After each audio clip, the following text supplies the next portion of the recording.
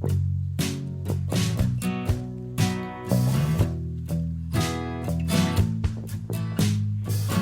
me to the diamond, lead me through the turnstile, shower me with data that I never thought to compile. Now I'm filling out my scorecard with a crack-jacked up smile, effectively wild. Hello and welcome to episode 2322 of Effectively Wild, a FanGraphs baseball podcast brought to you by our Patreon supporters. I'm Meg Rowley of FanGraphs, and I am joined by Ben Lindbergh of The Ringer. Ben, how are you? I'm okay. How are you? Oh, you know. Okay. Yeah, I can guess. I probably do know, but You do know. We will proceed and banter about baseball nonetheless. We will. This is incredible that there was just a coincidence, I guess you could call it a coincidence, that really reinforces the idea that it all evens out. You know how people say that in baseball? It evens out. And it doesn't, obviously, really. No. But this is a case of it actually evening out within a single series. I'm talking about Julio Rodriguez giving and then taking away in center field. Yeah. And what happened with him and Trent Grisham here. Because you say, it's a long season and sometimes a ball falls that probably shouldn't have. And sometimes a guy makes a great play and you can get all worked up about it, or you could be philosophical and say, oh, in the end, it'll come out in the wash. Right. In this case, this is just the perfect illustration of that actually happening. So on Monday, Julio Rodriguez gifted a home run to Trent Grisham. Yeah. So it was well hit. It was on the warning track. It was close to the wall, but it was not going over. And you think? I don't know. I'm not sure. I don't think that was an automatic out. No, I don't think it was an automatic out, but I don't think it would have been out. I think if he just had not been there, I think it would have been. You think it would have just caromed off the wall? Yeah, I think it would have been off the tippy top of the wall and stayed in the park probably. It definitely was aided by his glove. Yeah. It was, yeah. So he went up and he looked like he had it. He looked like he had a bead. Like he timed it okay. If anything, he jumped too high, maybe. Right, and maybe a little too early, yeah. Yeah, maybe a little too early. And then it just popped off his glove and over the wall. And he was miffed, obviously. Yeah. And it counts the same for Trent Grisham. And I liked how Julio, he fell kind of, but he didn't have to fall. Probably it was just like he was broken by what had happened. And so I don't know whether it was an attempt to make it look like the play was harder than it had been, or whether it was just like, oh, that just happened. I'm just going to collapse and sit on my butt here and look dejected. It could have been a combination of both. But, it was good to get there. Some guys probably wouldn't have even gotten there. Julio's good at playing the center field. But that one didn't go his way. That went Grisham's way. And then 2 days later, Wednesday, Grisham sends another ball out there and Julio robs it. Yeah. And this was actually a fantastic catch. This was, even by the standards of home run robberies, this was an elite top-tier robbery. Yeah, he went way up there and was just suspended in midair. I like a home run robbery where it looks like there's some gravity defiance going on. Yes, it's like, agreed. How are you getting quite that much airtime? It seems like you should have gone down by now. So how about that? That? That's kind of incredible to have that happen in a single series with the same two guys. Yeah. I mean, my favorite part of it was that the Mariners lost both of those games, but wait, I didn't like that part at all. No. Yeah, the first one, I think he would have had it if he hadn't whacked into the wall. I think the wall is what dislodged it from his glove. And then, the second one was really something. I didn't watch it in real time because I was editing, because it was a day game. I was working, Ben. I was hard at work. And my colleague, also hard at work, but with a greater ability to focus with noise on in the background than I have, apparently. Matt Martell was like, Julio finally got Trent. And I was like, oh. And then I saw the replay and I was like, wow, he really did get it. And then I got a text from my stepmom who's like, I'm at this game. It's amazing. And I was like, wow, real confluence. There's all of that. So it was pretty cool, other than the losing part. I didn't care for that, but what are you going to do? It happens. So Hannah Kaiser, or actually it was Zach Kreiser, writing for his and Hannah's Bandwagon Substack, asked what we would call this. The first one, the one where he assisted on the home run. And Zach wrote, this Julio Rodriguez assistance on a Trent Grisham homer led Hannah to ask, what's the opposite of a home run robbery? My answer was home run delivery. I am open to more creative thoughts in the comments. Delivery, I get what you're going for. I want to workshop it a little bit though, because I don't know that that's quite right. Yeah. That almost sounds like it's referring to the hitter he delivered in that moment. So it's not quite clear enough that it's from the fielder, I think. Yeah, home run delivery. Home run. I don't know. Now I have to think for a minute. It's gonna percolate in the back of my brain until we're done recording, and then I'm gonna be like, aha! Yeah, I think Zach was on the right track with just assist. Just home run assist is not a bad one, I guess. I'm just trying to think of what's the opposite of a robbery. So you're in a robbery, you're stealing something, you're taking something away that you're not entitled to. So, and I guess that's what Zach's going for, like a delivery. You're giving something to someone as opposed to taking something away. Maybe did I say when I brought this up, I might have said gift, like he gifted it. Maybe a home run gift. Yeah, I was going to say, is it like a donation, a present? Right. Maybe it's like home run robbery, home run philanthropy. Yeah. Well, I don't know that robbery and philanthropy are quite right. I get it is a gift, but I don't know if it's philanthropy, right? Trent Grisham isn't needy, Right. He doesn't need alms. No, he has needed home runs in previous seasons. In previous years, okay not this year. He has a plethora, a bounty. He's got a surfeit. But you are getting something for free, and in charity, you're giving someone else something for free. Sample. Like a free sample, like at a grocery store or something. Like when you go to Costco and you're like, trying on some perfume. Yeah, you're like, I've never thought about putting this particular spice on chicken before, but if it's free, I'll try give it a little bite. Yeah, home run gift isn't bad, really. Home run generosity, that's not quite right. Right, because he's not being generous. He's despondent. It's true. It's unintentional. He's sitting on the ground at the end. He feels terrible about it. Yeah, because with a robbery, you are actually trying to steal it. You are trying to rob it. What about freebie? What about home run freebie? Ooh, home run freebie. That's not bad. Yeah, home run freebie. Yeah, okay. I feel like that's getting closer. Yeah. Something that maybe conveys the accidental nature of it would be good. It's almost like it's like a home run accident. It's like a... but then it sounds like that... I think reintroduces ambiguity on the accident on the part of whom, because that can refer to the pitcher. Oh, right. Yeah. Yes. So that's you want it to be clear.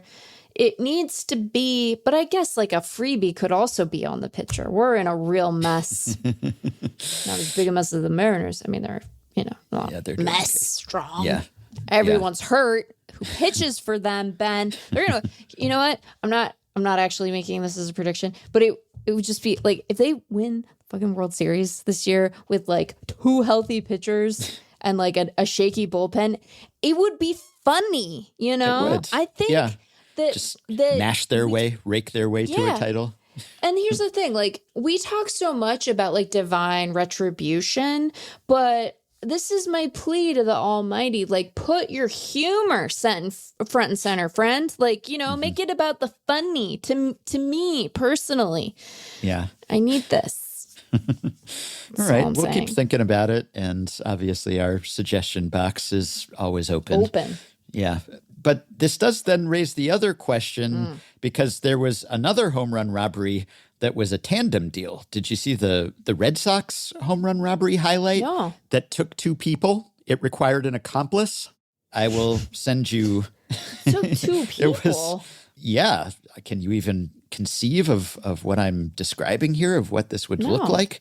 Well, I just sent you to a story Alley-oop. and Maybe alley-oop is just our answer. That could be the answer, but it was home run alley-oop. Wilyer Abreu went up in right field, and he almost had a Julio happen where it came out of his glove. It kind of popped out. You can't call it a Julio because he robs them sometimes. Yeah, that could be either. Wait. Hold on, it's playing. Oh! Yeah. Oh! Yeah, fancy. That's delightful. Yes, so Kerry Carpenter had a home run robbed, but the robbery, it took a recruiting. You had to recruit someone else with their own set of skills because Wilyer Abreu went up, and then the glove. And then there's Rafaela just ready to go. What a heads up. You're making very Mario sounds in this episode. Am I? Sorry. Finally, an actual Italian. No, yeah, a knock but then on Chris Pratt, noted non-Italian. Right. Rafaela was there and had the reaction time and the presence of mind to snag it. And so it took two. It was still a robbery, but it seems like we need. Now, this is one where you could call it an assist. Maybe a home run robbery assist is one way you could go with it. Real mouthful. Maybe it's like a smash and grab or something. It's like there's two parts to it. That implies a violence that takes away from the joy of the moment that I'm not breaking into. And entering. No, that's not we should the call same. it a. It's just like, I'm going to reveal myself to be such a particular kind of elder millennial woman. Are you ready? We should call it the Mary Kate and Ashley because it takes two men. Yeah. That's what we should call it. Yeah. I think that's perfect. Yeah. We should definitely have to go into clubhouses and defend that name to all of these men. We should be like, hey, you know the Olsen twins? And they're going to be like, no. Yeah. Very relevant reference. Yeah. And I'm going to be like, okay, so there were these twins and they did a lot of direct to video, like VHS releases. Okay, so a VHS it's a lot of explanation, but I think the payoff is worth it. Yeah, we just did a millennial canon bracket at the Ringer, and I think Mary Kate and Ashley were in it, but that would be very millennial coded just because they have receded from the entertainment stage to some extent. I mean, I know they still have businesses and brands and they do all sorts of things. They're just not on camera as much. They sort of intentionally stepped away. And so they may not have the name value that we have with them. But I guess assist, I guess alley-oop would probably catch on more quickly than the Mary Kate and Ashley. But I like where your head's at. It will only catch on faster because of a lack of commitment to saying it to big leaguers. We just need to have the courage of our convictions. I've had your back on Zombie Runner. You got to have my back on this. Well, that's classic perfect. Mary Kate and Ashley out could there. Quibble with that. Yeah, exactly. So it was scored a 9-8. We could call it a 9-8, a 98. I guess it depends on which outfielders are involved, but it was described as a 9-8 putout, and according to the Elias Sports Bureau, it was the first legitimate 9-8 putout since September 14th, 2003, when, according to descriptions of that play, I love how it's just like even MLB.com is just descriptions of that play. We've heard tell of this ancient play that happened in 2003, which it might as well have been 1923. We can't actually look at it. I mean, unless it happened to be on YouTube or something, or I'm sure MLB, if they really wanted to, could ask people at the MLB Network vault to dig it up. But the description of the play was right fielder Michael Ryan lost a Johnny Peralta fly ball in the sun and it bounced off his face and was caught by center fielder Dustin Moore. And so Ryan was credited with an assist on the play. Wow. So this was less painful for the Red Sox outfielders. I love how happy every single person, I'm sure the Tigers were less thrilled in the moment, although I think they went on to win this game, right? Yeah. But I just love how happy every single person involved in this is. Like, Abreu has the look of a man who knocked a glass off the counter, but whose partner was in the kitchen to snag it. The pure relief of oh no, yeah. Yeah. I sounded especially like Mario that time.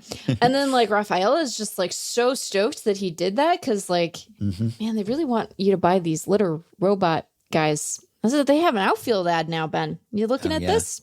Yeah, well, they don't sponsor us. Look, I am committed to minimal ads and having what ads we do have be sponsorships that are very relevant. But if they wanted to send me a little robot and test it out, I'd entertain it, Ben. I'm not saying we do it. I'd probably need to test the product to see if I think it's good, Get at us, little robot. Is what you're saying, but only if you approve of the product. Only if I approve of the product. Little robot, maybe. Dick's driving in Seattle. 2 thumbs up. I would feel fancy if I had made that play because I think that I have good reflexes. I think I'm fairly coordinated. It's like when you were talking about aging the other day and how you sense that you're one of the 95 times you've done that in the last 2 months. You sense that you're slipping.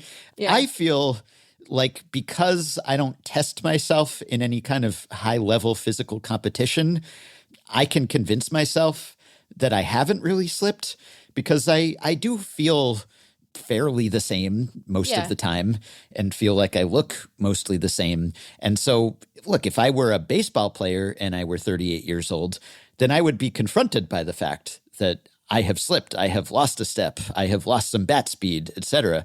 But as it is, I'm never tested to that degree. And so I can tell myself, yeah, you still got it. And every time I drop something and then catch it, now you might say if I were truly coordinated, I wouldn't have dropped it in the first place. But I'm good at the recovery. I'm good at the just quick snatch. You thought it was going to fall and it didn't. And I feel like I haven't lost that capacity. And that's nice because I'm sure it's a delusion, but that delusion is not punctured as readily because I'm not a professional athlete. And so I'm not testing myself against anyone who is going to embarrass me.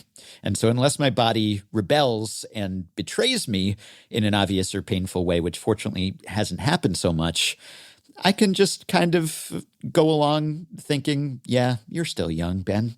You're still in your prime. Whereas if I were a 38-year-old baseball player, I almost certainly wouldn't be able to believe that anymore. So what you're saying is that I would be more aware every day that I am older than Jay Bruce if I were actually a pro athlete. I think that's right. I think that assessment is sound. Probably. Yeah. Yeah.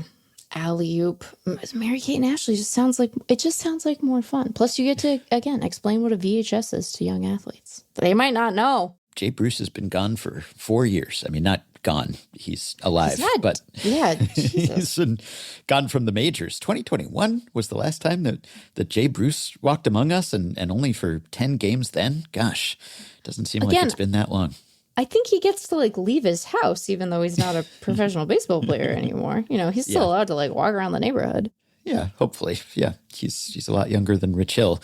I was going to say, I had this feeling the other day. I don't know whether you ever get this, but, the Baseball Reference newsletter, which I subscribe to, and I click on that every day, and it has some notable lines from the night before, pitching lines, batting lines, and then maybe it has a fun stat head fact, and then it has birthdays, and it seems to be just sort of a randomly selected sample of players whose birthday it was that day. And I like looking at that because remember some guys. And this week, it was Connor Jackson's birthday, and he just turned 43. I guess it was last week now. Connor Jackson, mostly of the Diamondbacks, but also of the A's and the Red Sox, some other teams. He played 2005 to 2011. And I'm guessing most people don't have strong memories of Connor Jackson because he was 95 OPS plus career in 7 seasons, 2.2 Baseball Reference WAR, which is the page I'm on right now. Kind of an unremarkable career on the whole, just based on the stat line.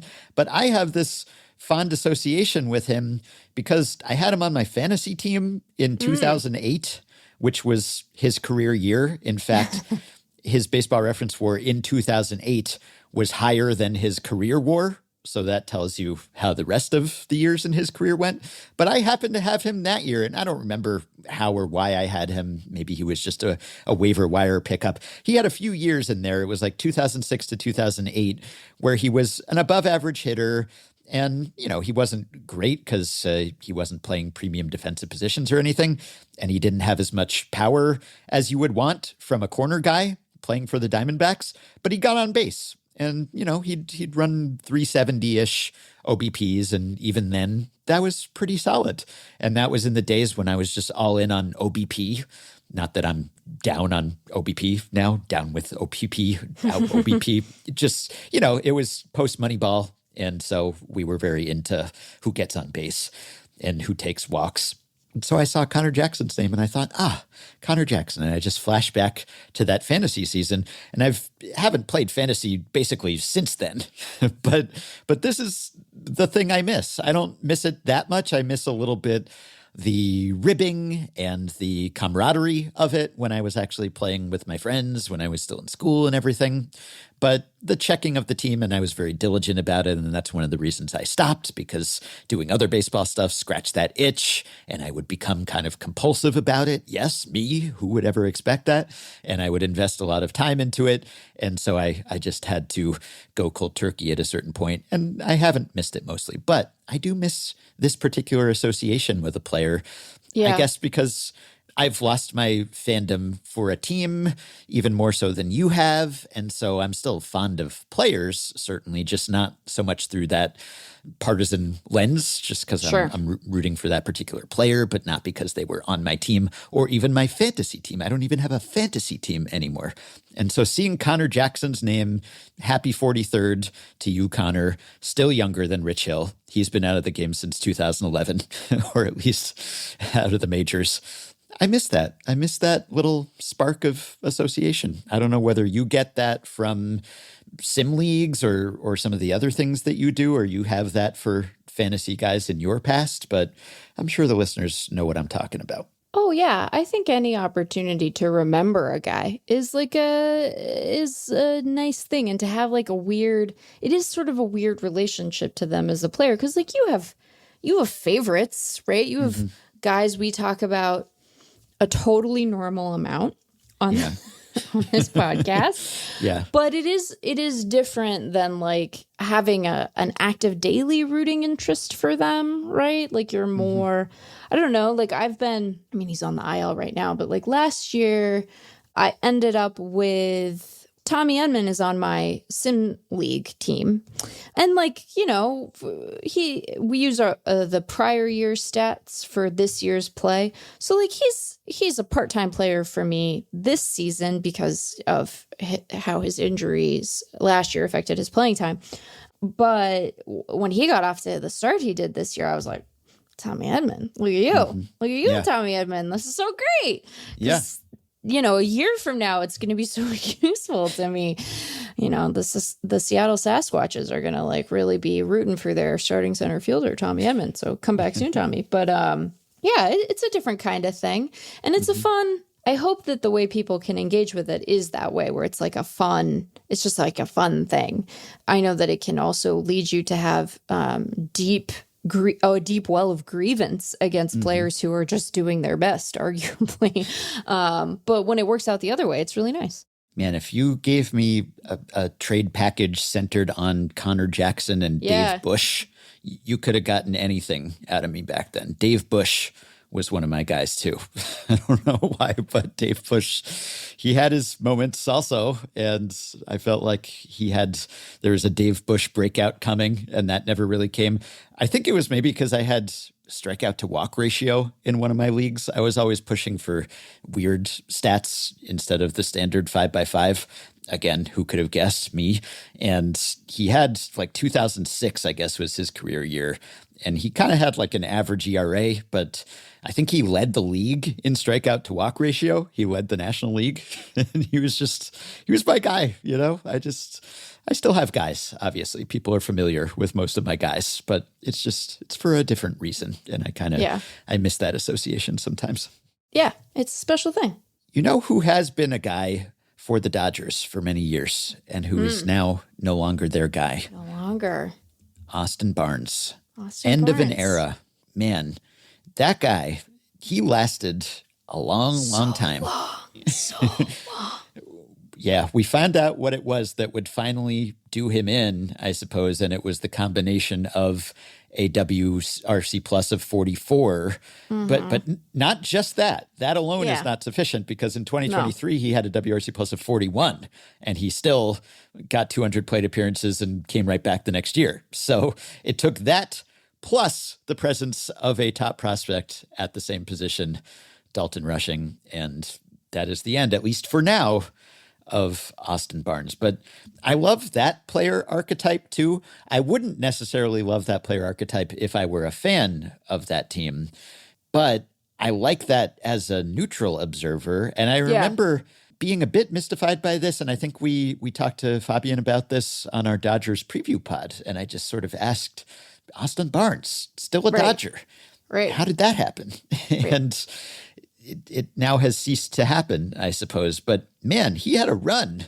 He got a full 10 years in with the Dodgers during a period when they were the most successful team in baseball, winning the division perennially, winning multiple titles, and somehow the longest tenured position player throughout it all was Austin Barnes. All the star power that the Dodgers have had then, it was Austin Barnes who outlasted them all.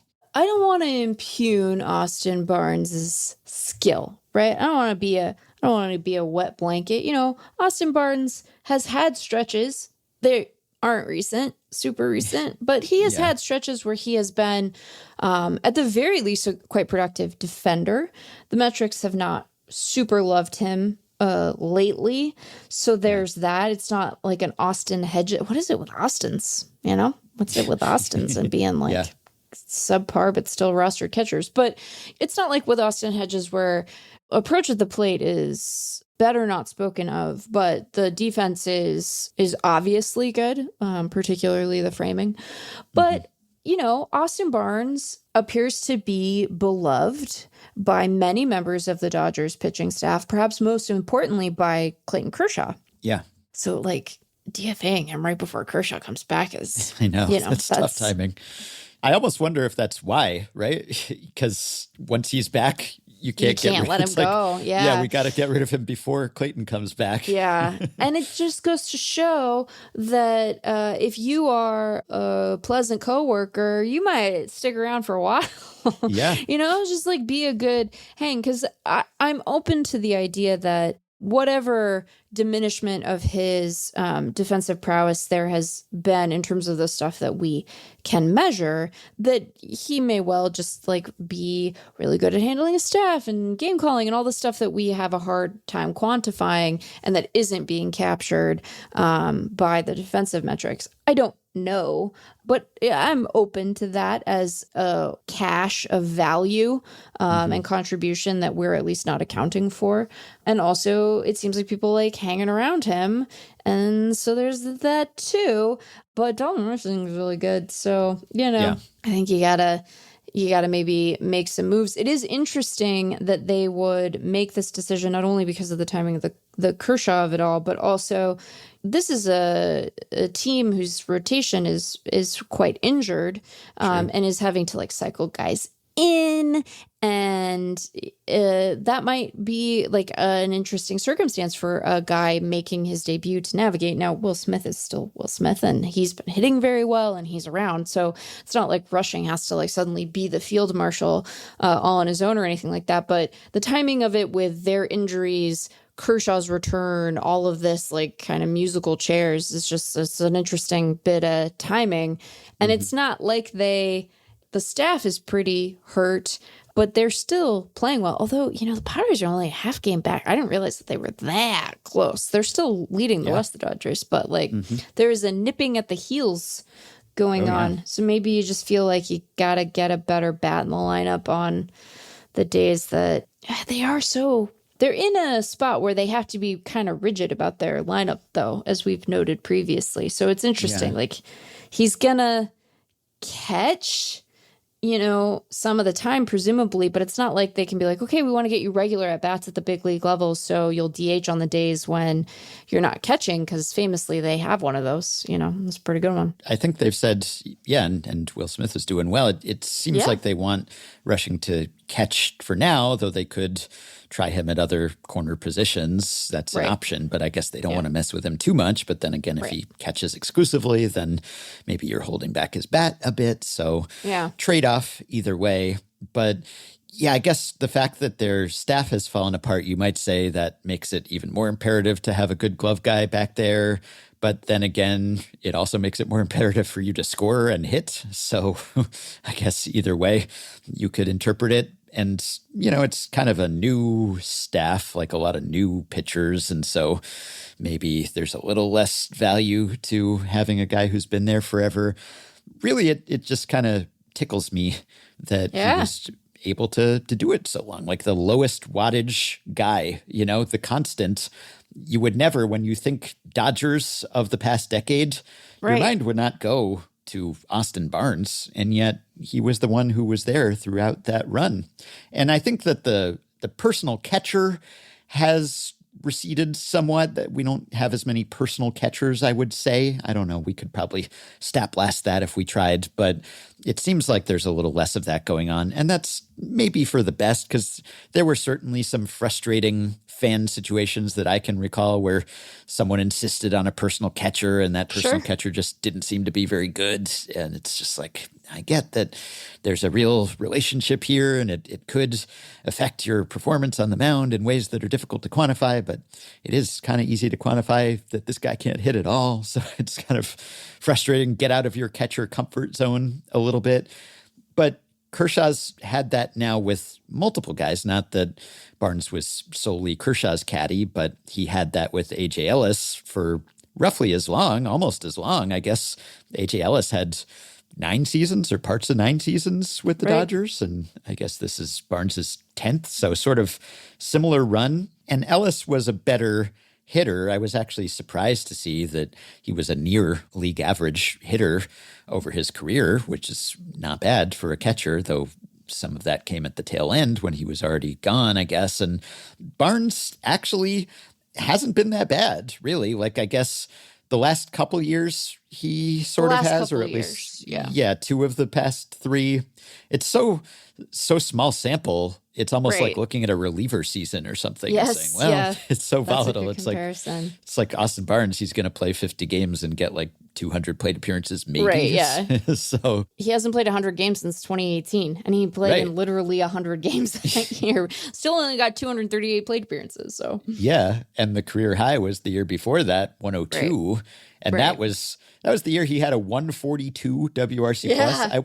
I wonder how much of a longer leash that gave him, just like that he had that in him even for a fraction of a year, where people saying, oh, he has that club in his bag. Like, you never know. The 142 WRC plus Austin Barnes could come back. And he did 2022. He was an average-ish hitter. Like, he had some years, but that one year, I don't know what was going on that year. Even the StatCast was not out of line. He actually...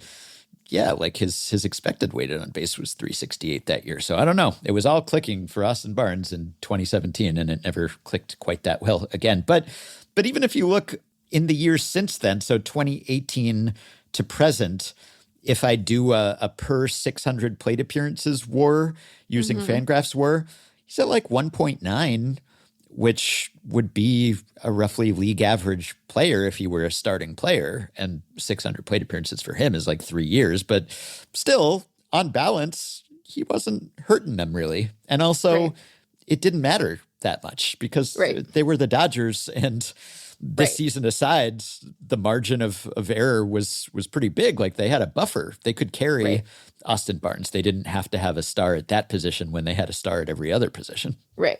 And they still have a star at almost every other position, but the margins in the division are just tighter this year. And you're right. Like, he was basically a little bit better than league average in 2022. And you have to account for the fact that, like, he's a catcher. So, like, the bar is quite low at that position. And as I mentioned, like, he was... there were swings, but like not a bad defender for a lot of that time. So you can understand how it happens. It's funny. It's like a place where you can point if you're a Dodgers defender and you're trying to say, no, they're not like, punishingly, relentlessly competitive. You could be like, but they have Austin Barnes. Like how, like, come on, they're carrying Austin Barnes. How serious can they be? This isn't a contending club. Like, look at the Austin Barnes. That's ruder to Austin Barnes than I mean it to be. But like, what are you going to do? One of the many things that distinguishes the Dodgers from other teams is that they have all this resource, right? And their resource allows them to be like, hey, do you provide some amount of small value, even if it's not a lot, but it's like value that we value and we think you're good at it and that it's positive and it's, it's something that boosts the club, even if it's on the margins. Be a special assistant, be a this or that, like I just wonder if he's gonna. I feel like the days of Austin Barnes affiliated with the Dodgers are probably not done, even if his time on their 40-man might be. So yeah, it's almost like a Milton from Office Space situation where it's like, what would you say you do here? And then he's just kind of down at his desk in the basement, and it's like, look over there, Shohei, look at Freddie Freeman, look at Mookie Betts. Don't worry about Austin Barnes just holding onto this roster spot for a decade. Right. That's too harsh too, because it's not like he wasn't contributing. He was adding value, the value that he had to add from that roster spot. It just amuses me to no end that he lasted that long. And so I'm sort of sad to see this almost miraculous run end. On the whole, he gave you what you wanted out of a backup catcher, more or less. And the Dodgers bench was ancient with Austin Barnes there because they really had a loyalty to their guys on the bench, like Chris Taylor, who's looking kind of cooked, and Miguel Rojas and Kike Hernandez has been better this year. But when it was those guys and Barnes, it's just a lot of mid-30s and a lot of guys who've been there for a while and guys who at least theoretically have versatility, but maybe you wouldn't want to test that so much anymore the way that you used to. And that seemed like it could be something that would come back to bite them. And so I wonder if it is that, hey, we actually need to win. We might not really have a lot of leeway here this year because this is actually turning into a race. And so we can't afford to just kind of coast when it comes to our bench bats. Let's bring up the top prospect. And I think they do need to do that. They need to establish a next generation. And they've had a hard time doing that with some guys who were kind of kicking around like Outman, and then they go and get some younger guys like Roki Sasaki. That's not working out so hot so far. And then Hae-Sung Kim and, Andy Pajes, right? Like they have those guys. They kind of have to transition to that generation at some point in order to keep this perpetual playoff machine rolling because you can't ride the Freeman Muncy core forever. I'm not even going to say Shohei and Mookie yet. I'm not ready for that yet. And, Smith, but like all those guys are over 30 and in some cases considerably over 30. So you do kind of have to work in the youth movement one way or another, which can be tough to do when you're also expected to win. It is to their credit that we, and I think rightly perceive them as having an available well of talent in the high minors that can serve as like reinforcement in the event of injury. Like we're seeing that depth tested, obviously, with some of the injuries that they have on their roster. But we look at them and we're like, wow, this is still a really great player development organization. They draft well. They make trades that do have prospect return, not all the time, obviously, because they're often making buyer's trades, but there are times where they will get guys back, often because they have crowding at the actual upper levels, and they don't have available 40-man space because the league has insisted on them only being able to have 40, despite how it feels to us. So, I think we credit them with that, but you're right that there comes a time where you want and need that talent to be developed to be more than depth. And at a certain point, like you can't replicate that with AAA game time. You need to get those guys into games at the major league level and kind of have them prove themselves and set themselves up as the next round of contributors. And like this seems like a really good place for them to do that because the incumbent part-time guy, as we've detailed, maybe not the best player in baseball. And they, you know, they have catching. They don't have quite as much of it as they used to since Cartaya flamed out and then got traded. But this is your guy. So let's see what he can do. Because, I mean, Will Smith's going to be around forever. But at some point, I'm sure that both he and the Dodgers and Rushing are aware that if Rushing pans out the way that he is expected to by evaluators, that the timeshare time will flip between the two of them, right? Because Will Smith's contract is for like 10 years, right? Yeah. And he just signed it last year. So he's going to be around for a while, but I'm sure that there will come a time when Will Smith is like, you know, the savvy veteran who is playing part-time more often. He's in the reserve role. He's the short side of that catching tandem. And then Rushing is the primary guy. And you gotta let him face big league pitching, Ben, for that to happen. So yeah. Amazed that we got through that without either of us saying that they were rushing Dalton to the majors. I don't think they are rushing him, and that's no, why I don't think they are. Yeah, I didn't make the he's 24 obvious joke. You know, this is why we got they were correct. We've got a number of emails about the funniest possible Pope fandom. And many people pointed out that the Padres or the Angels would have been funny.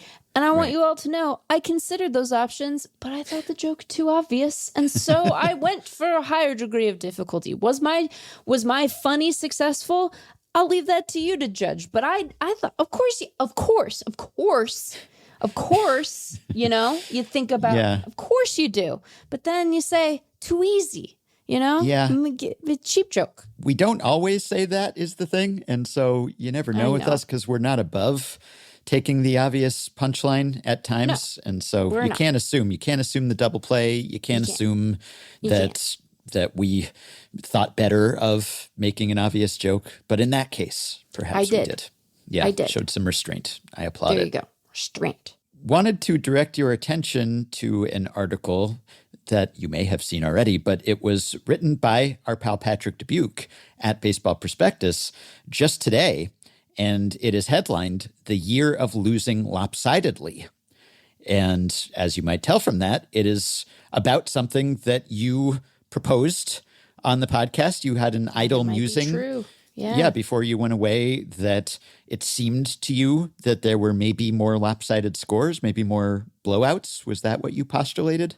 I did. It felt like we were seeing a lot of blowouts. I felt like I had blowout fatigue, in fact. Yeah. I don't think I said that part, but that's what I was feeling in my spirit. I saw that he wrote this piece, but I haven't had a chance to read it yet. Was I right? It checks out. Yes. So, yeah, your inkling was onto something, and I guess Patrick had a similar inkling. Yeah. And yeah, you said this before Tanner Houck multiple meltdowns. Dude. That just added to the tally. That was rough. Yeah, it's been rough for him over there. Yeah. It has. But not just him. Patrick looked at the standard deviation of score differential. So basically just how much the scores, the lopsidedness of the scores varied.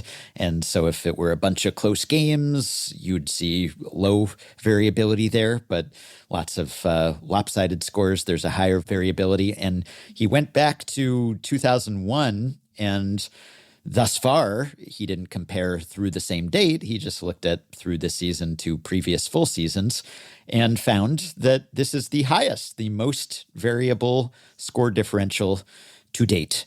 And so it does actually check out that there have been a bunch of lopsided scores and blowouts. So then he interrogated whether this means anything and ultimately concluded not as far as he could tell. Right. And one thing that Patrick pointed out is that you tend to get more lopsided scores, more blowouts, more variability in the margin of victory when scoring is higher, because when no one's scoring, when it's a dead ball era, when it's a year of the pitcher, you're just not going to bounce around that much because it's like you're lowering your offensive ceiling, essentially. And it's not as if we're in a super high scoring era right now. Right. And so you wouldn't think, based on the run environment, that we would see lots of lopsided scores. And yet we have, nonetheless.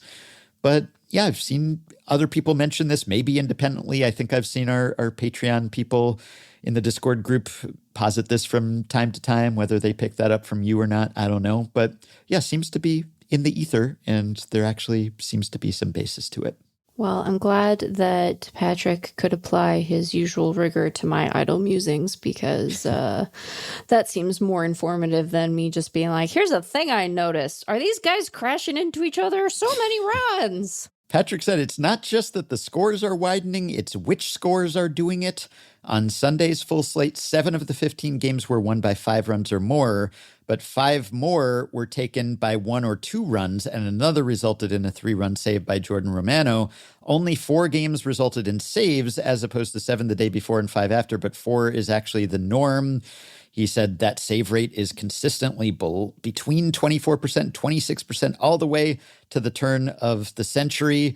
There's a good reason for that. Managers can pretty carefully control when to use a closer, but they're also getting save situations to use them in, and that hasn't changed. It's the 4-run loss that's disappearing, and because the floodgates are breaking earlier, we're seeing a comeback of everyone's favorite symptom, which is pitches thrown by position players and position players used. Where blowouts go, you're often going to find position player pitchers. So bit of a revival in those after a tick down in recent years. So I guess that's a net negative perhaps. But yeah, Patrick could not determine any reason to think that this was going to be sustained. So perhaps it's just fleeting, but real, at least for a short time. I'm so glad to be right. It doesn't happen all the time. Sometimes yes, but other times not as much. It's just null hypotheses all the way down, Patrick all the concluded, way down, which should be a comfort to the reader, even if it's a temporary annoyance to the author. I know that feeling, because when you detect something anomalous, you always then want to explain it. You want to have a hypothesis for why this is happening. A lot of words, a lot of pretty charts to tell you what you probably already know. It's still mid-May, and for every May trend that sticks, there are a dozen that quietly vanish into the internet archive forever. So we'll see whether that turns out to be one of those. I find a lot of comfort in testing things and realizing, no, not something. I find that satisfying. I know that it's not always as interesting, right? It's the Padres are the Pope's favorite baseball team of hypothesis testing, right? It might be obvious, but being able to say it means something or it doesn't is nice. You can like set it aside. It doesn't itch your brain after that, you know? Like I suffer from brain itch. I was going to bring up the other day that the A's were in second place in the AL West, because was that not one of your bold predictions? Was that a bold prediction? I think my bold prediction was that they would finish over 500, if I remember.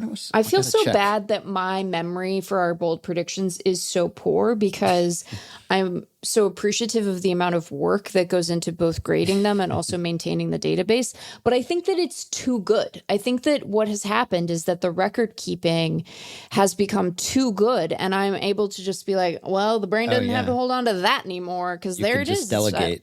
It's going to be like the umpire, the plate ump in the full ABS era, where they're just not really paying attention anymore because the robot's taking care of it. But if I recall correctly, I think my bold prediction is that they would finish over 500. Okay, yeah, no, I was right. You were wrong about your own bold prediction. Yeah, it was apparently that the A's finished second in the AL West, because I remembered that because I gave you guff, I think, about the boldness. And then everyone kind of said, no, that is bold. But I had doubts about the boldness, I guess, because they had basically been a 500 team for at least half of last season. That's probably what you're conflating. That's right? You're exactly right. That was my critique. Yeah. Okay. Yeah. So I was thinking, because they had been 500 for a good while there, and if anything, seemed like they had improved and had actually spent some money, that it wasn't much of a stretch, really, to see them as a second place team in a division that didn't have a clear and obvious super team. Seemed like it had a few teams that figured to be good, but not necessarily great, which I guess is the way it's worked out thus far. And so I was going to bring this up to semi-gloat the other day, even though it's not really gloating because you're the one who predicted this. So you're going to get I was right credit. for a while. Yeah. And they're, as we speak, a half game out of a tie for second place. So, they're, for all intents and purposes, right there. And they are one game over 500. So they've just kind of kept up what they were doing last year. And that's basically been enough for them to be second place adjacent, if not actually in second place, because the Mariners are 4 games over 500 and they're leading the division right now. Right. So they're very much still in the running to do that. And it's been kind of fun because, they were kind of a dark horse. I don't know if they could qualify as a dark horse, but I feel like maybe you called them feisty or something, or, like they seemed like they could be an entertaining team. They seemed like if everything went right, things could come together for them. And not everything has gone right, but they're, 8th best offense in the game right now. And I guess maybe there's some squishiness with park factors at Sutter Health Park probably at this point in the season, but they've hit well is the point. And they've kind of done it in an entertaining way. Granted, they've been outscored by 34 runs, so their base runs record is 3 wins worse than their actual record. Only the Guardians, of course, have exceeded their base runs record by more than double, 7 wins in their case. So the A's are between the Pirates and the White Sox in run differential, which is not where you want to be, but still progress. And so I lament that ownership is impossible to root for because the team itself is quite fun. And so I'm enjoying the fact that they are respectable. They've at least returned to respectability. We'll see whether they've returned to contention, but we're just a couple years removed now from the A's being to 2023 what the White Sox were to last year and what the Rockies are to this year. They were that bad. They were plumbing the depths, and here they are. Pretty decent team. Right. Like, and, their pitching is pretty blah. But when you look at their qualified hitters, and, you're right, there might be some squishiness with like park factors and what have you. But like Jacob Wilson has a 151 WRC plus. Like Tyler Soderstrom has a 142 WRC plus and 10 home runs. Brent Rooker has 10 home runs. He has a 124 WRC plus. Like, I think that what I said and what was motivating me to feel confident that they could potentially fulfill my bold prediction was that I think that this lineup is feisty and I think that they have good hitters and, they have guys who are still adjusting. Like Lawrence Butler is a little below league average from a WRC plus perspective, but like, he's hit 6 bombs too, so, and he's just figuring it out. Like they've had guys who had maybe scuffled is probably too strong, but not yet realized their potential as rookies really take a step forward. We're seeing like this great season from Soderstrom. Even Langoliers is like got a 119 WRC plus as we're recording right now. And like Wilson is just like really, he's such a whippy little thing. But so I think that if you're an athletics fan, and boy, do I want to understand, like studied feels dismissive and kind of yicky in a way I don't mean, but like I am fascinated by the psychology of the athletic fan at this juncture. But if you are one, whether a new one or a holdover, you got to be really excited about what some of these young guys have been able to do. And there are obvious holes on the team and there are obvious problems. And I still think that them playing in that ballpark is like going to be a thing we look back on and feel not great about. But I'm very happy for some of these guys that have really started to round into form, and their ownership group is not their fault, So I'm rooting for the individual players on the Athletics, even as I continue to find their owner deeply embarrassing for the sport as a whole. But Again, that's not Jacob Wilson's fault. He didn't choose to get drafted by them. All he can do is play good baseball and do his best. And he's doing that to the tune of almost a 2-win season already in mid-May. That's cool. Mm-hmm. Yeah. Shea Langoliers, who will never not remind me of the Stephen King short story and TV miniseries, The Langoliers, even though it is spelled slightly differently. He is still leading the A's in sprint speed, which I love. Really? I love the catcher. I'm surprised by that.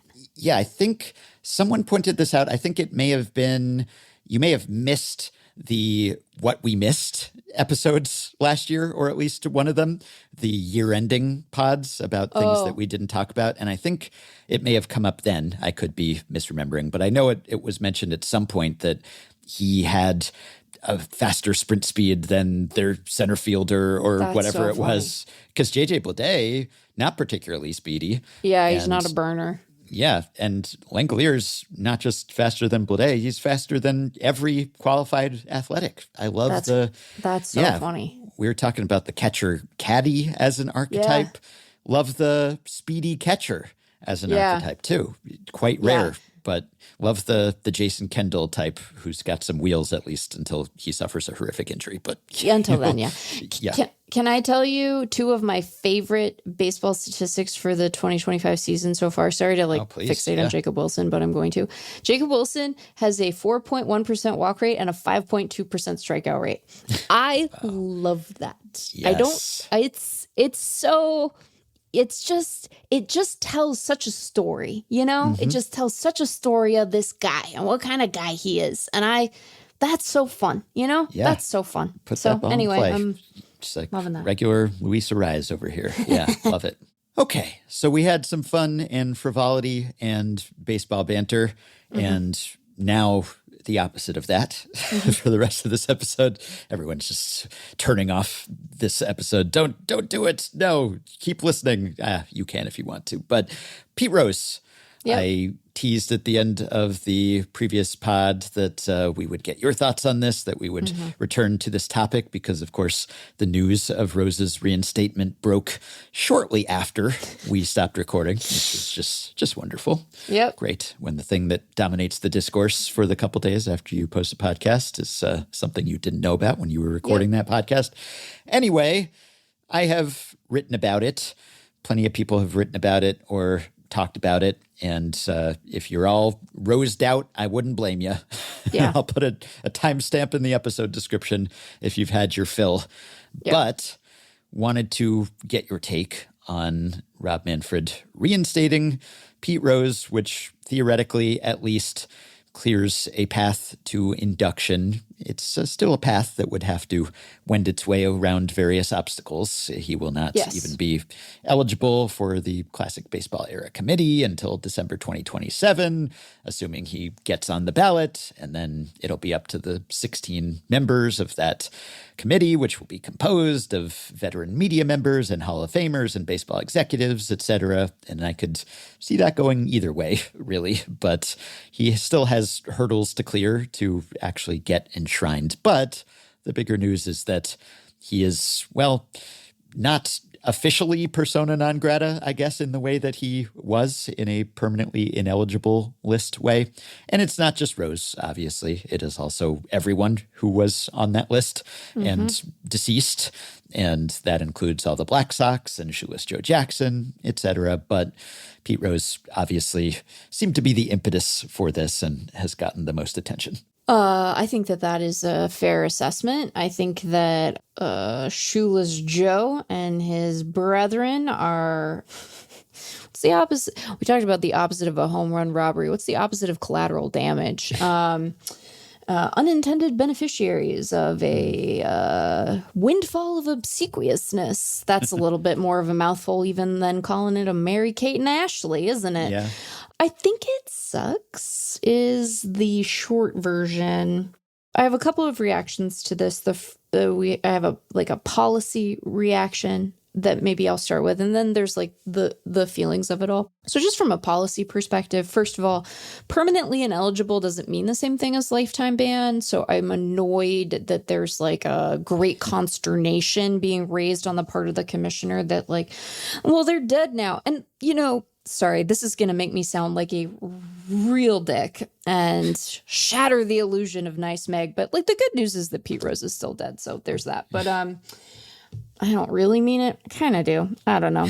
This is maybe the feelings part leading. But I don't think that there was any real good reason, any real policy conundrum that required a ruling on the meaning of permanently ineligible as it pertains to individuals who are now deceased, right? Mm-hmm. That is a convenient sounding reason to take up this question. But the real answer seemingly is that Pete Rose's family petitioned for his reinstatement, and then the president of the United States, who should surely be concerned with other stuff, although maybe it's better for him to be distracted by dead baseball players, decided that he needed to weigh in because he loves Pete Rose or whatever. Mm-hmm. And so I imagine that the real impetus for this decision is that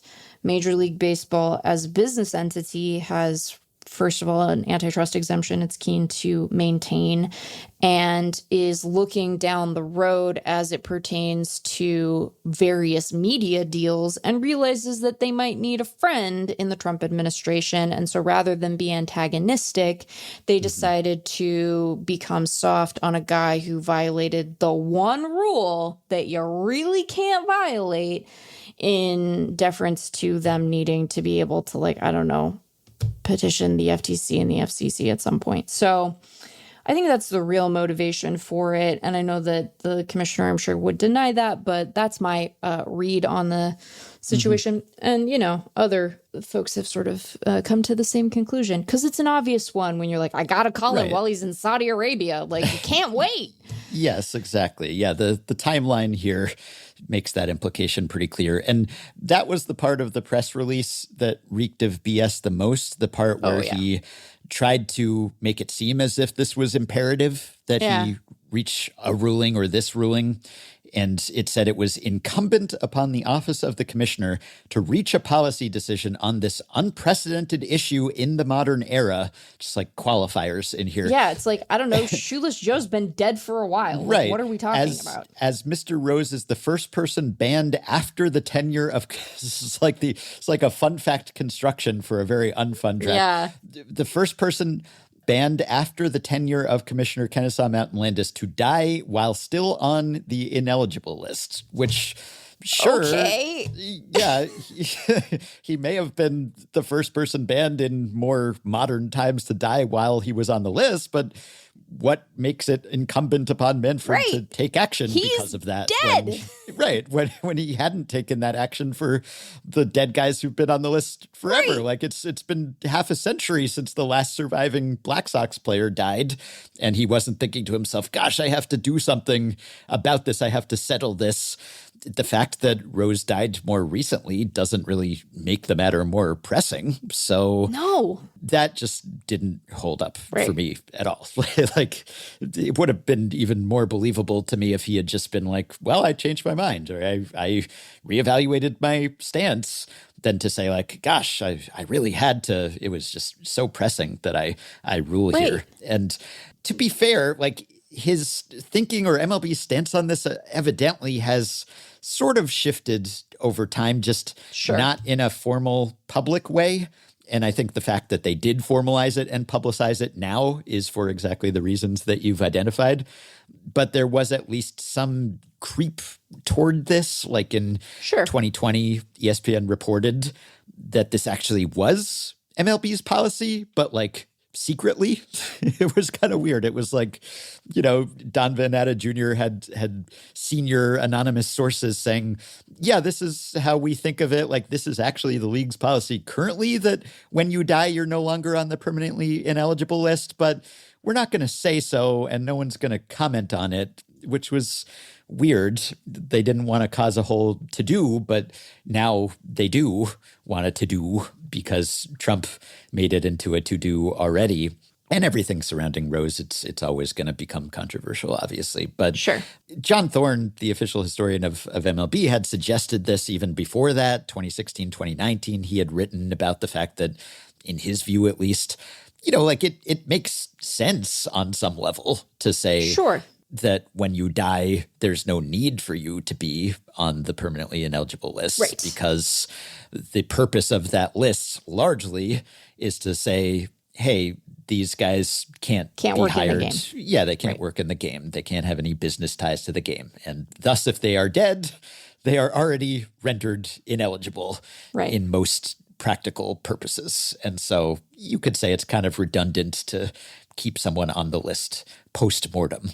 Sure. But I think that there is a universe where there is a non-Rose related impetus for this change where I sit back and say, sure, like for the narrow purposes of the rule largely functioning from a practical standpoint as a way of saying to clubs, hey, you can't hire this guy. This person, they're all men, but this person, you're not allowed to hire this person. Yeah, women can be permanently banned too. I believe in them someday. Yes. One day there will be bad lady baseball criminals and they too can be banned. We will achieve equality when it comes to being banned from baseball. Right. So I'm open to that, but this is like sound like a bad first year law student. This is like Fear of the Poisonous Tree shit, though. Like that's not the world we're living in. The world we're living in is that the president decided that he wanted to like throw his hat in the ring with Rose. Again, I think that this has actually been like a weird persistent preference of his. He has so few. Oh yeah. This predates his first presidency, in fact. Right. He was tweeting about this in 2014. Yeah. Yes. Gosh, man, the things that he's cared about for a long time don't make him any better of a person. So anyway, again, like there is a world where this is just, I want to clarify what this means and there's confusion around it. And here's how what we understand the purpose of the rule to be. But that's not the world that we're living in. And even if it were, I do think it's incumbent upon the league to say, yeah, that's all fine, except if you violate the most important rule in the game, you're in permanent ineligibility purgatory, right? I don't care how much your ghost comes back to haunt the commissioner's office. You're just in limbo on this for the rest of the game's days, not yours, because I'm going to sound so stodgy, I suppose. I was really surprised. Sorry, just to like have a tangent for a second. And we don't have to talk about some of the specific coverage, but I was very surprised by some of the non-baseball press's reaction to this. I really was because, I saw it in like that really not good Wetzel column at ESPN, but like even the Around the Horn folks, and like that includes Mina, who I agree with on most things. Like they're like, yeah, put him in the hall. It's a museum. And I'm like, he's in the museum. Yeah, he's in there. He's all over the museum. Yeah. The museum is lousy with P. Rose. What are you talking about? Like, so I'm going to round around to my point here. I was surprised by the reaction of some non-baseball media to this because the threat that players, coaches, folks affiliated with a sports league betting on that sport poses to the competitive integrity of sport is not limited to baseball. This is something that I think sports people should be like universally on board for. This has to be a death sentence to your participation in whatever game it is and in the honorifics that are potentially associated with that sport. It just has to be. And that doesn't mean that we can't have compassion for, individuals who maybe come to engage in that activity through some addiction. It doesn't mean that I don't hate how much gambling has seeped into sports in other contexts. And even though I think it is perfectly logically consistent to say sports betting is legal for your average Joe and Jane, and it is strictly forbidden for people affiliated with the game. I understand that, like, you're not taking quite as high a moral position as the league if you were like, you can't do this, but also we have an official sports betting partner. I acknowledge that there's a little tension there, but like you can't bet on the sport. And this man, not only did he bet on the sport while he was a player, while he was a manager, he lied about it for decades. And the only reason he was ever finally truthful about it was because he wanted to sell a book and because reporting demonstrated that he had in fact bet on the sport while he was a player. This was not a repentant person. This was not a man who threw himself on the mercy of the sport and said, I made a horrible mistake. No, that was not his posture. No, not at all. And in fact, Manfred had rejected a previous appeal by Rose when he was alive in 2015 on the grounds that basically he has not reformed or repented at all. Like, he's still the same guy. Even in 2015, Manfred concluded, if we let him back in now, he's still a threat to the integrity of the game because he still has all these bad habits and he still is not quite truthful about what he did, and he still is not really accepting responsibility or understanding what was so bad about it. And so even then, even late in his life, there was no like youthful mistakes or something like that, or gosh, I've mended my ways and I'm now going to become an advocate for not doing the thing that I did. It definitely, it wasn't that. He portrayed himself as a victim. He made money off it. It was just never really like he turned over a new leaf in any kind of convincing or lasting way. And when Manfred said, he said one purpose of this permanently ineligible list is to keep people out of the game and not have them hold jobs in baseball. And another was to create a deterrent effect that reduces the likelihood of future violations by others, which is sort of what we're saying. Now, Manfred said, in my view, once an individual has passed away, the purposes of Rule 21 have been served. Obviously, a person no longer with us cannot represent a threat to the integrity of the game. Moreover, it is hard to conceive of a penalty that has more deterrent effect than one that lasts a lifetime with no reprieve. And I think he's right in the sense that, you can't represent a direct threat to the game. As I wrote in my piece, dead men place no bets on baseball. He's not actually going to be betting on baseball. And I guess it's probably true that someone who's considering betting on baseball, if they know it's merely a lifetime ban and not a ban that extends beyond their lifetime, is that significantly going to change the calculus for them? Maybe not, if you're even having that much premeditation. But I do think there is something to just the stigma that was perpetuated, that was bolstered by the Black Sox and by Rose continuing to be on that list, and just everyone knowing, man, they messed up so bad that even though they're dead, they're still on this list. Like, that's how bad it was. And that constantly resurfacing and people talking about it and just how notorious they all were. I think that helped cut through in a way that maybe just seeing that sign when you go into the clubhouse wouldn't potentially. So even though I'm with you and I'm with Manfred, and how often do we get to say that we're all three of us on the same page about something, but I'm with him about there not being anything hypocritical about just different standards for participants versus spectators. But both the participants and the spectators are exposed to the marketing and the messaging and just inundated by all of this. And some of the players are going to be susceptible to that. They're going to have a problem that potentially Rose did and others have. And so I do think that there's something to just, let's not lower the guardrails at all here. At all.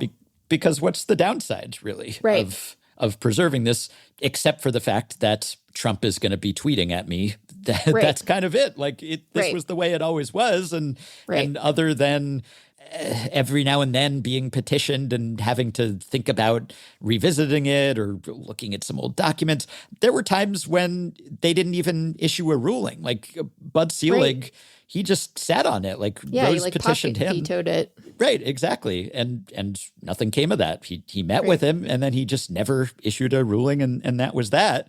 And Manfred in 2015, he did the same thing with Shoeless Joe, where he basically just said, like, there's not enough for me to overturn here. Right. But he didn't at that time say, and it is therefore incumbent upon me because he is dead. I must no longer have him classified this way, right? And so he didn't have to rule on this either way, really.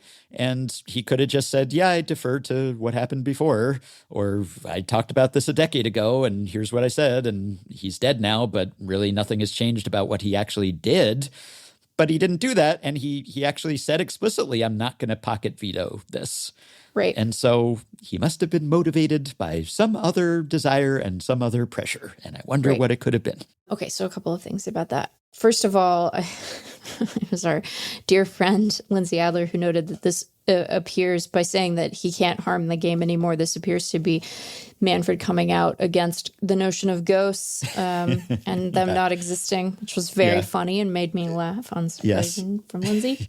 Yeah, there is something sort of metaphysical about this whole thing. Like he's ruling on what is permanence. And, you know, yes. And I would be so delighted by that conversation if it was about literally anyone else under literally any other circumstances, right? So I also think that, you know, the league and the Hall of Fame, and we should maybe transition to the Hall of Fame piece of it now, and then I will talk about my feelings. You know, the league and the Hall of Fame are separate entities. Obviously, they work in close collaboration a lot of the time, but they get to set their own rules, and the Hall feels a way about things, and sometimes that is inconvenient to the league, or not quite the way the league would do it. But, you know, when Manfred's talking about, like, what is the harm? He's dead. He can't enact any more harm, and he doesn't get to, you know, sort of implicit in all of this is like he doesn't get to enjoy the pomp and circumstance of the Hall of Fame because he's not around to see it. So maybe he is like deeply anti-ghost, you know, he's like, what, you can't tell. But here's the thing. I think it fundamentally misunderstands at least a part of the appeal of becoming a Hall of Famer, because some of the comfort that brings to guys, part of why I think that being inducted is, you know, deeply moving to players when it happens, is that it is about you persisting long after you're dead, right? It is about your offspring getting to point at that plaque and say, that was my dad, that was my grandpa. You know, your name has a place in the game's history, not just in the museum, but in a room where we say, these are the best guys that we've ever had. And we can talk about how accurate that has been over the years, right? And we, you know, there are plenty of guys in there who, if we had our druthers, we would say, you're not a Hall of Famer because you weren't a good enough player, or you're not a Hall of Famer because you were a literal segregationist, right? But the purpose of that room is to say, these are the best guys. And it is about you persisting in the game's understanding of itself long after you're dead. And so for him to say, well, he can't hurt the game anymore, I think misunderstands the Hall, and like them making this decision has obvious knock-on consequences for the Hall of Fame, as you mentioned, as many have written about, and what the notion of harm can mean. Because now, if he is inducted, and I don't know if he will be, you know, it's going to depend so much on who is on that committee, you know, and I don't know if we have a really good understanding of what the Hall of Fame's preference would be in all of this. And what their preference is going to matter a lot, because as Jay Jaffe has written several times, both within the context of Rose and with some of the era committees, like they stack those committees to make sure that PED guys don't get in, and to make sure that particular players do, right? They give friendly panels to some and unfriendly panels to others. So I don't know if Rose will get in or not.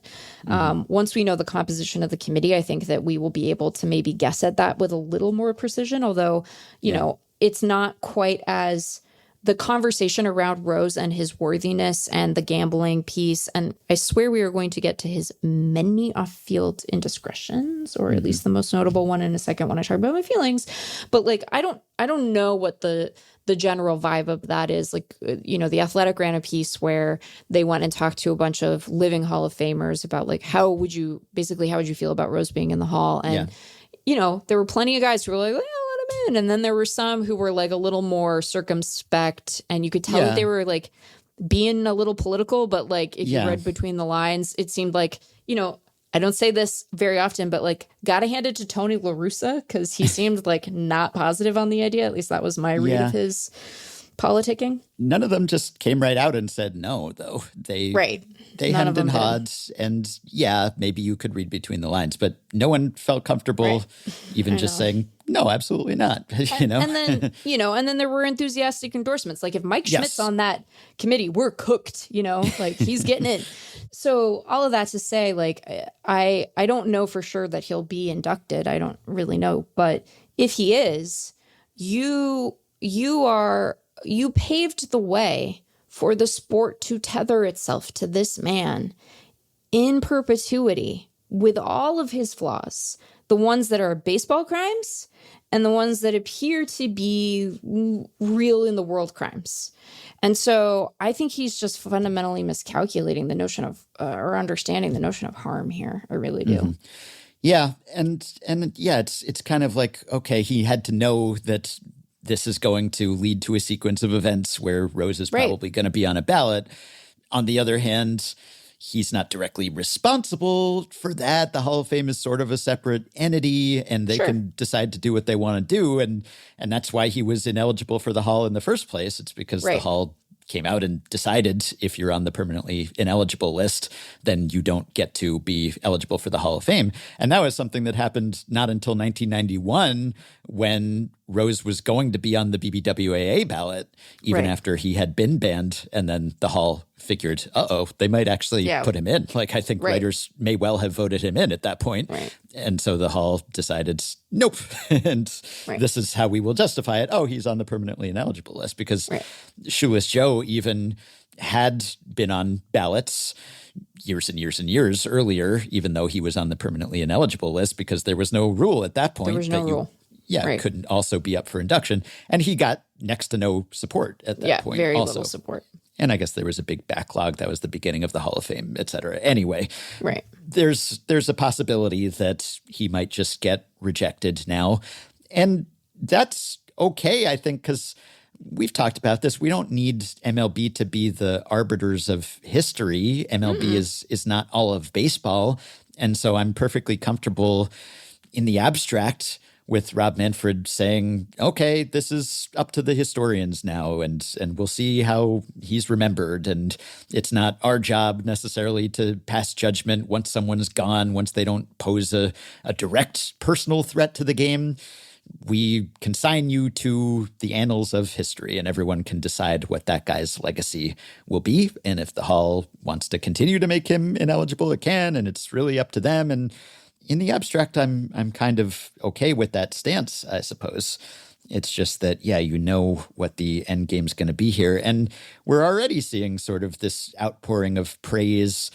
The Reds had a Pete Rose night on Wednesday, which my understanding is that it was pre-scheduled. It was on the calendar already. Which is quite the timing there, that happened to be the day after. I don't know if that was, I'm not sure if that was coincidental or not. I mean, maybe they timed the announcement for that. I'm not sure. Anyway, it was just a wholehearted, full-throated celebration of Rose. And, The Athletic did another article that was talking to managers, former players, pretty much all saying, this is great, he should be in. So, and even Jeff Passan was like, he should be in, right? And Jeff doesn't even vote in the Hall of Fame anymore. But maybe that's why he endorsed an article that was confused about whether they have a museum. He's just not familiar with the building. Sorry, Jeff, love you, but what was that, man?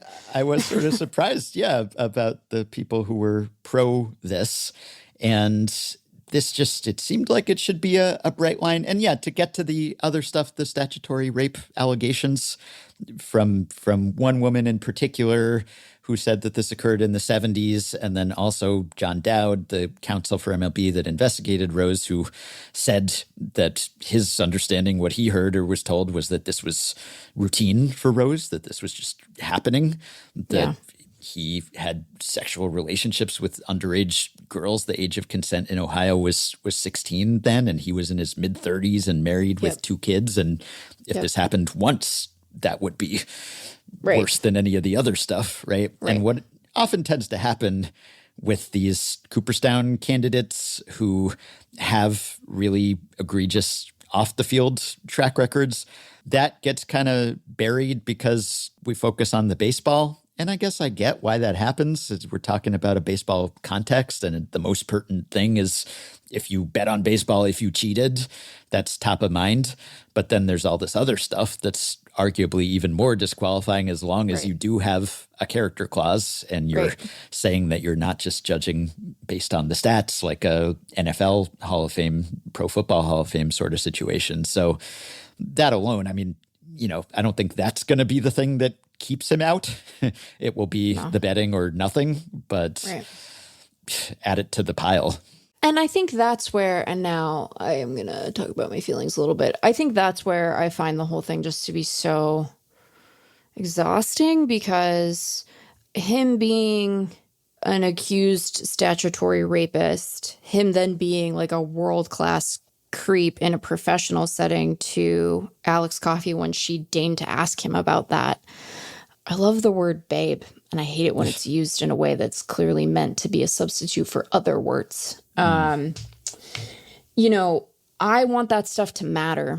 And we spend, I think, you know, as both an industry and as observers and fans of the sport, I think that we have come a long way in being able to reckon with and force ourselves to reckon with what happens when these guys fail as people in a way that has incredibly harmful effects for the people around them.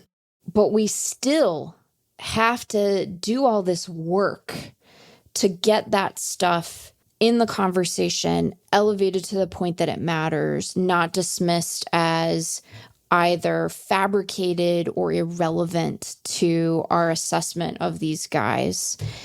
And I was just so, I feel like I got, Ben, because I said on this podcast, like, I don't think he'll do it. I don't think he'll let him in. And I part of why I felt that way was because, you know, and I don't say only to minimize it, but like if the black mark on Rose's record was off the field stuff, I had no confidence that would preclude his induction into the hall. That if not for the gambling, you know, if the gambling didn't exist and what had happened was all of this, that it wouldn't have stood in the way of his induction, particularly when he was eligible. But like it's not like they would have stopped inviting him back, you know, every summer. Like he'd just be sitting up there. That would have happened.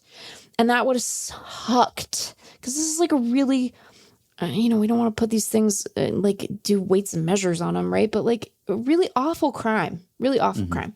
Illegal at the time, as an aside. This is part of what, sorry, we're just going to be a little freeform here, but this is part of what made me feel a little cuckoo in some of the commentary I saw, where they're like, the social mores have changed. And it's like, this was illegal when he did it. Yeah. Right? The reason he wasn't charged was because the statute of limitations had run out. But it was illegal at the time he did it. This wasn't like us looking back on half the music from the 50s and being like, sure, weird that you guys sing about 16-year-olds so much. No, it was illegal at the time.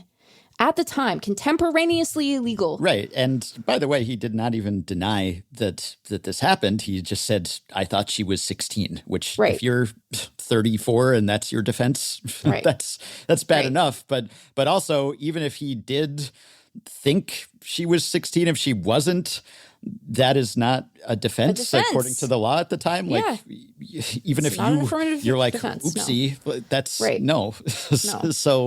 So like put a pin in that. But I'm like, no, this was like, you don't get to recontextualize this. We can have a conversation about how the sexual social mores of that time were different, because they obviously were. But that doesn't have any bearing on whether or not what he did was illegal. It was illegal at the time for him to have a sexual relationship with someone who's under the age of 16. And that is what this woman swore in an affidavit. And to your point, he did not deny it. He just said that he didn't know. So all of that, right? But I thought I didn't even have to make that case. I want that stuff to matter. I think it should. But I was like, I don't even have to do that, because he did the undoable thing. He did the unforgivable thing. He committed the capital baseball crime. He did baseball crimes. Mm-hmm. We just get to be done with this man. No, ghosts are real. He's haunting us from beyond the freaking grave, right? So it's just exhausting, because he should not be in the Hall of Fame because he bet on sports. He bet on baseball while he was a player and while he was a manager. That's it. That's all we need to know. I don't even have to make people care about the fact that he was, that he was a statutory rapist. They should care. I wish they did, but I don't even have to have that conversation, because he did baseball crimes. Except I guess I do, because we're just letting him be up for consideration for the Hall of Fame. And I'm glad that people who are meant to be on this round of balloting are not getting bumped, but I almost wish that they would just get it the hell over with, because now we get to keep talking about him. Poor Jay has to write about this guy again. He's going to have to write about him again in 2 years. Yeah. The one silver lining, I guess, is that he's not around. And I don't even mean that in a spiteful, at least he didn't get to enjoy this way. I just mean giving him a platform and giving him a mic never went well, really. It sure didn't. Yeah, and I wonder if that actually could have something to do with why this happened now. It's he's not around to remind everyone who he actually was as a man, and not just this idea of Pete Rose as the hit king and Charlie Hustle and all of that. And look, I wrote this in my obit last year. I think if you saw Pete Rose play, it seems to be very hard for people to let go of that image of him and that joy that he conjured in people. And I'm not totally trying to take that away from people. If you have fond memories of watching Pete Rose be great at baseball, that's okay. I think, as long as you don't just sweep all the other stuff under the rug, or act like because he was good at baseball, he was also a good guy, or that being a bad guy doesn't matter because he was good at baseball. If you just take the whole of the man and are clear-eyed about all that and say, I mean, I'm not disputing that he was excellent at baseball, that he's a qualified Hall of Famer, if that was all it was.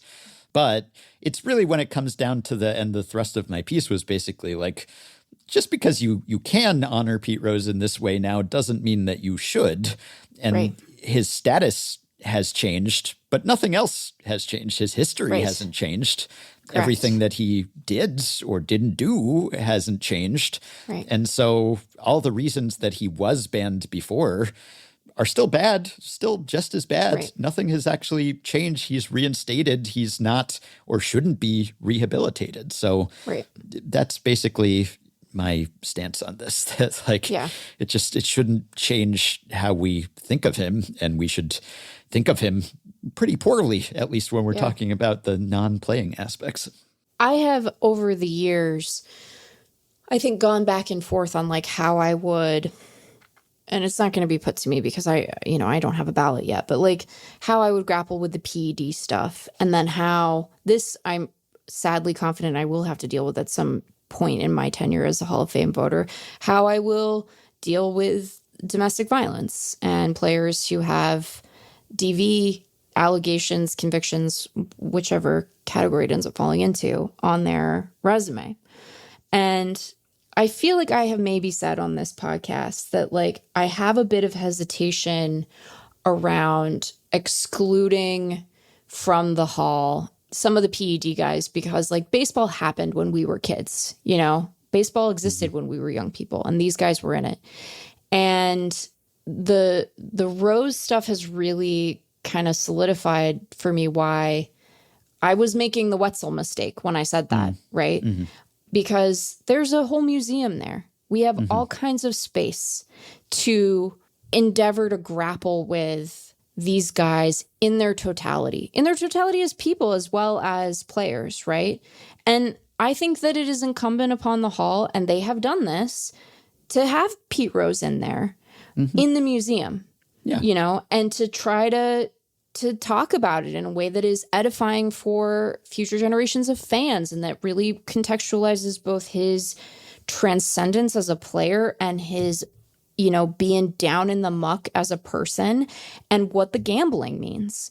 And a museum, a well-done exhibit, is, I think, a really powerful place to deal with that. His plaque isn't. And that room needs to be about honoring guys. And it doesn't mean that they all have to be perfect. The ones who are in there aren't. And the ones who will be inducted in there aren't necessarily going to be either. But I think it's okay for us to say, no, some of this behavior puts you beyond the pale.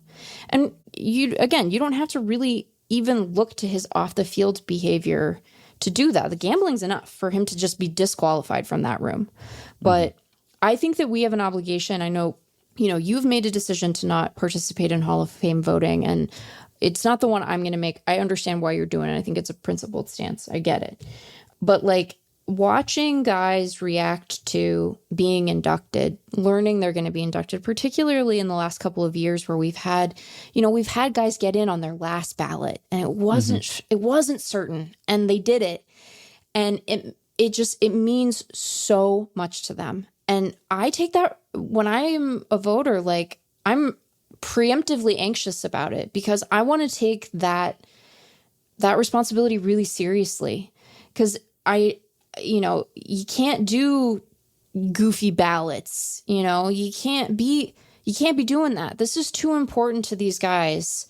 And it doesn't mean everybody gets in, but I think that we owe it to them to really honor the contributions they've made to the game, and that means taking their cases seriously.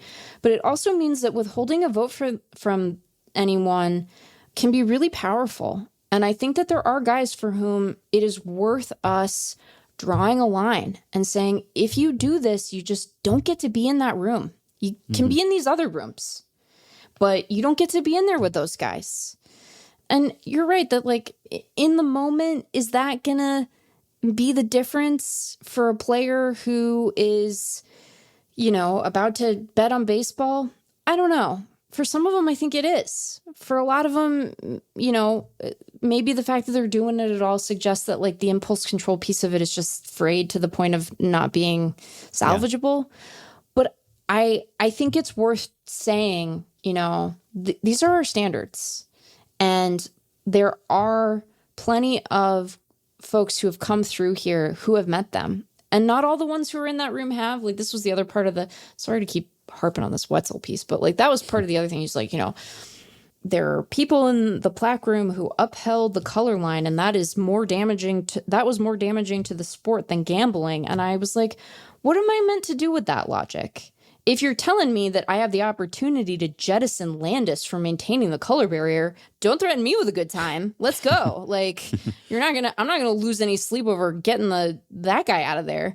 But also, are we bound to just continue to make really compromised, wormy, bad choices because people who are themselves dead and not haunting me did at one point? No.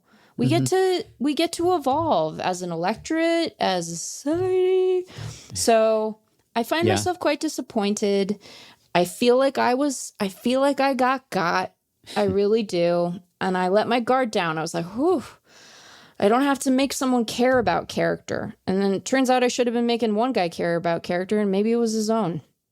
Yeah, and as I've said before, if they at some point want to say, all the standards are out the window, character clause gone, this is purely who were the best baseball players, I'm kind of conflicted on whether I think that's better or worse, but it would be consistent. And if they did that, then I could get on board with that and just, hey, we're not making any promises here about these people as people. This is just, these were the best baseball players. That's all. That would be kind of okay for me too. It's just this kind of caught in between situation that we're in now. And really, I think one reason why this was so exhausting and tiring, and I mentioned this in my piece and other people did too, it's just that it feels like this is happening in so many arenas where the Pete Roses of the world just triumphing. There are no consequences for anything. It's just pardons, appointments, promotions, anything that would have been disqualifying or disgraceful in the past is not an obstacle now. In some cases, it's an advantage, seemingly. And that's just kind of exhausting. And Pete Rose is one of the least consequential, probably, of those kinds of cases that I'm talking about here. You know, if we're talking about insurrection and corruption and all the rest, right? Like the real life effects of Pete Rose being reinstated will probably be pretty small compared to some of that stuff. But it just felt like, again, not that baseball is ever separate from any other sphere, but oh, here we go again. This is just those tendrils reaching into and the same person being implicated and responsible, perhaps, or pulling the strings. That's just part of why this was so, here we go again. Yeah, one of the many reasons it would have been nice if things had gone differently. So we could have just stopped thinking about that guy so much, because I got to think about him so much of the time. Spend so much of our time doing it. And yeah, it feels like that could apply to Trump or Pete Rose. Yeah. And it's just, to your point, it feels like it feels like a fraying of a social order that was probably more fragile than I maybe appreciated or was willing to admit, but it feels very bad. And it comes, you're right, it's like in every facet of our lives. And we are not stick to sports people, and I can be tedious even with my insistence that we not, but it just feels like, get out of my, leave us alone over here. This isn't, and we're gonna see, right? Because it is not guaranteed that he will be inducted. I suppose it's not even guaranteed that he'll be on the ballot, although I suspect that if the way for the hall to sort of guarantee that would have been to clarify or issue new guidance about, you might have been removed from the permanently ineligible list, but surprise, if you bet on the sport, you're still, ineligible per our terms. Like who knows? Maybe if they kind of pocket veto him, that would be worse. Maybe that would cause a greater uproar, at least if they were just trying to hide him, if they didn't make some sort of ruling on why he continues to be ineligible. Right. Otherwise, I'd rather see him just be defeated. Right. And be eligible. And it'll be, like I said, it's going to be interesting to see, like, what do they decide to do? Because if they stack the panel with anti-Rose folks, well, then we're going to get a bunch of Truth Social posts about that, right? Mm-hmm. Great. We get to do another stolen election round of discourse. And this time with Pete Rose. We might be in hell.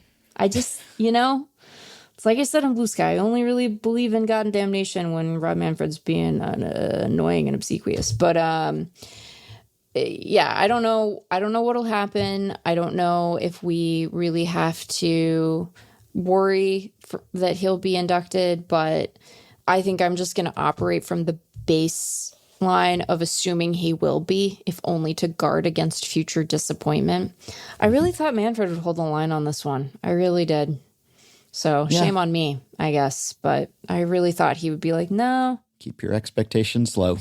All right. Pete Rose is really something. You can talk about him for quite a while and not even mention the filing false tax returns that actually got him sent to prison. Just quite a tendency to view his life through rose-colored glasses. See, there I go, making the obvious joke. But yeah, the tax crimes were bad too. You know it's not bad. In fact, I might even venture to say it's good. Supporting the podcast on Patreon, which you can do by going to patreon.com/effectivelywild. And thanks to a recent court case decision, if you are an iOS user and you use the Patreon app to sign up, you now no longer have to pay that App Store 30% surcharge. So if you're an Apple person, it's less expensive for you to sign up now. Just in case you were on the fence, but the following following 5 listeners are not on the fence. They have already come down on the subscribing side, and they have signed up to pledge some monthly or yearly amount to help keep the podcast going, help us stay almost ad-free, and get themselves access to some perks. Jeremy, Kieran Scandrett, Andrew Hunt, Thomas Whale, and Edward Camp. Thanks to all of you. Patreon perks include access to the Effectively Wild Discord group for patrons only, monthly bonus episodes, playoff live streams, discounts on merch and ad-free FanGraphs memberships, and so much more. Did I mention personalized messages, autographed books? Check out all the offerings at patreon.com/effectivelywild. If you are a Patreon supporter, you can message us through the Patreon site. If not, you can contact us via email. Send your questions, comments, intro and outro themes to podcast@fangraphs.com. You can rate, review, and subscribe to Effectively Wild on iTunes and Spotify and other podcast platforms. You can join our Facebook group at facebook.com/group/effectivelywild. You can rate, review, and subscribe to Effectively Wild on iTunes and Spotify and other podcast platforms. You can find the Effectively Wild subreddit at r/effectivelywild, and you can check the show notes at FanGraphs or the episode description in your podcast app for links to the stories and stats we cited today. Thanks to Shane McKeon for his editing and production assistance. We'll be back with one more episode before the end of the week, which means we will talk to you soon.